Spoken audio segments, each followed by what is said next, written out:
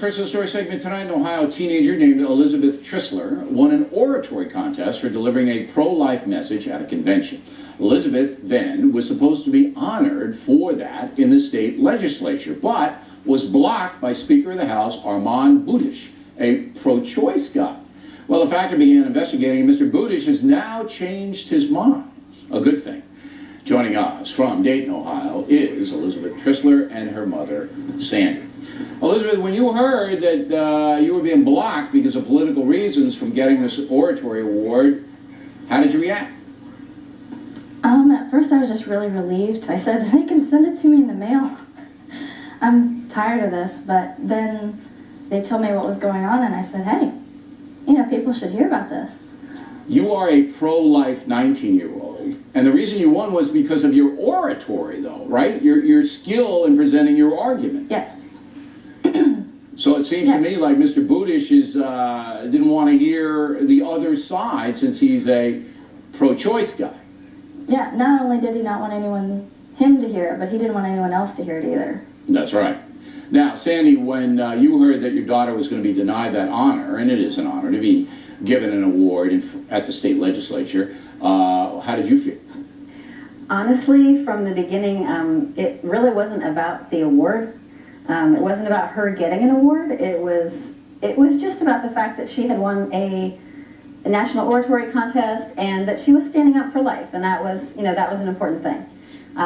It had been canceled several times, and I started to wonder about that. Why do they keep canceling? So, yeah, I was getting kind of frustrated at that too.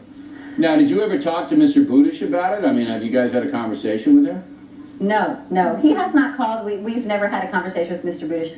Only with John Adams' office and Mike Gonadakis from Ohio Right to Life. Okay. Now, we haven't talked to Mr. Budish either, even though we did call him and try to invite him on. He didn't return our call. So it looks to me like this is just a pure play, Sandy, a pure political play to keep a pro-life point of view from receiving any attention at all. That's what it looks to us. Do you see it that way?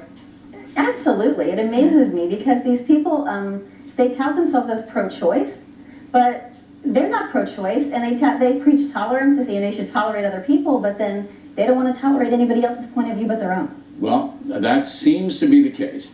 Now, I'm going to be Mr. Budish, Elizabeth, and I want you to use your oratorical skills to tell me where I went wrong in this case.